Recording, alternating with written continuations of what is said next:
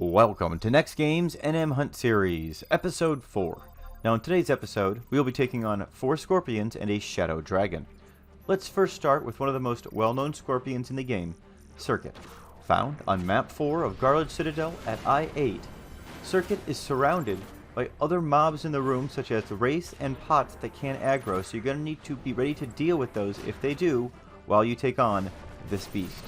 This is more so important than it is on other NMs, as Serket is going to continually draw your tank in, even if they are just a fraction of a distance outside of Serket's melee range. This makes it so the tank needs to be extremely close to Serket to not continually trigger drawing. Now Serket's respawn timer has been reduced from the old 21 to 24 hour timer, and now will respawn sometime in the 1 to 12 hour range after his last time of death. Now Serket is level 70, but don't let that fool you, as they have 50,000 hit points that need gone through before the rage timer goes off at the 30-minute mark. Now Serket uses special abilities that are more powerful than the normal scorpion attacks, and some of these can be AoE, which have a 40-foot range, so your back line must use caution as well when taking this particular NM on. Now Serket drops 3 items that can be purchased on the auction house, so there is no current exclusive item that can be acquired off this NM. The Serket ring, the Serket shield, the triple dagger, all drop off this boss. Now let's see how the rest of our fight goes against Serket when we are level 80.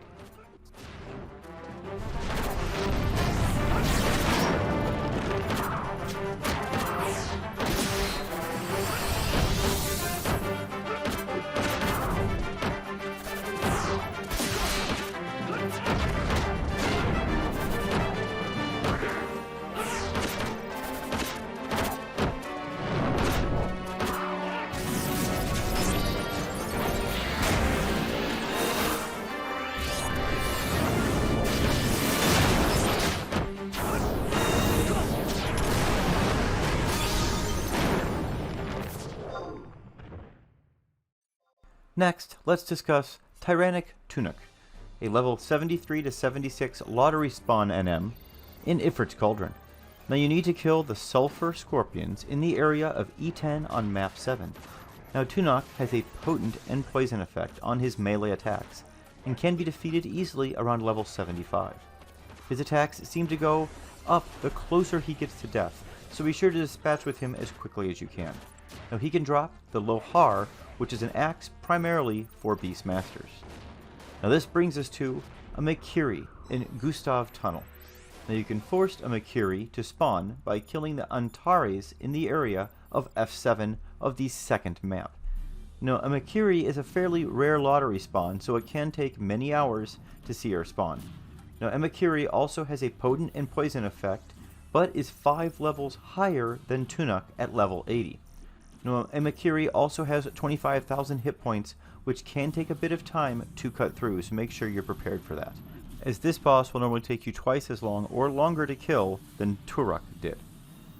Now the main drop here is the Kamiwari Great Katana, but frankly it really isn't that useful these days, so this is just more of one of those things of checking off your list that you've taken out this NM. Go ahead and enjoy the last few seconds of this fight before we take on the king of all scorpions.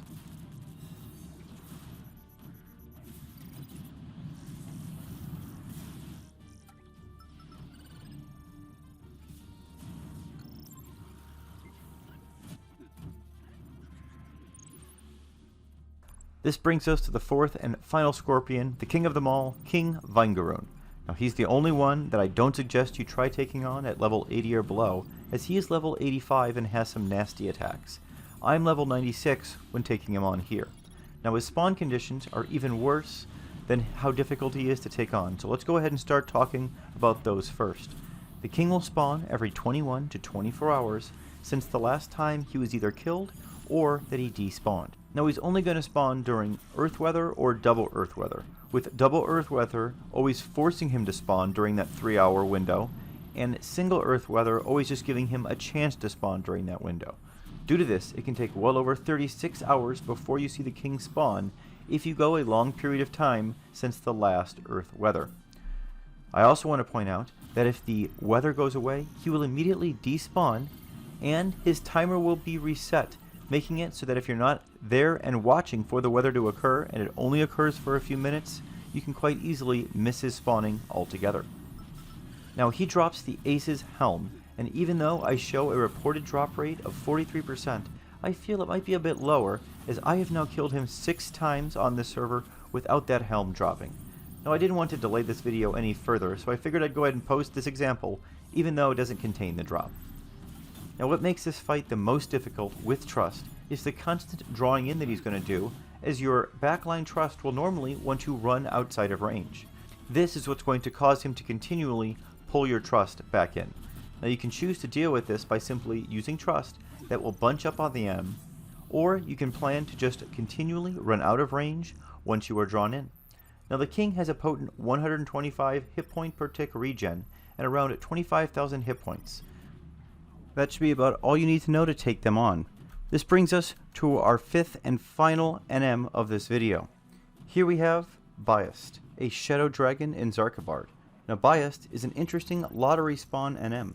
His window opens 21 hours after his last time of death, and his placeholder is the Shadow Dragon that spawns on that map. Now if the spawn window is up, he has a chance of spawning 5 to 10 seconds after the Shadow Dragon is killed, so make sure you stick around and wait to see if he spawns, just like I'm doing here. Now Biast is level 70 and can be easily defeated at level 75 and above. Now in regards to drops, there isn't much for you here, but 55% of the time he will drop the Patroclus Helm. The Biast's normal attacks inflict terror and reset hate to make sure to keep those shadows up at all times, and he will also intimidate you quite often, so be ready of lots of interrupts to your actions. Now Biast has a total of 19,000 hit points, and he can stone you with his Petro Eyes, so I recommend a Trust that can remove all of those debuffs in case they occur. Enjoy the rest of our fight against the 5th and final NM.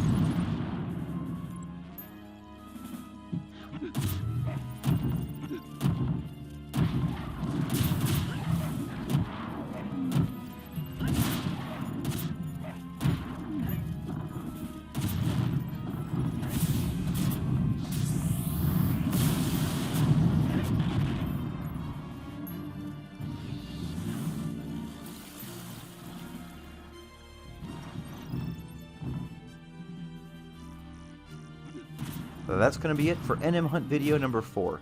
I hope you found that either nostalgic or informative. If this is your first visit to my channel and you enjoyed the content, please be sure to click the subscribe button under the video and the bell icon next to it to be notified when my future videos are released. Thanks so much for watching, everyone. We'll see you next time. Stay safe and stay healthy out there.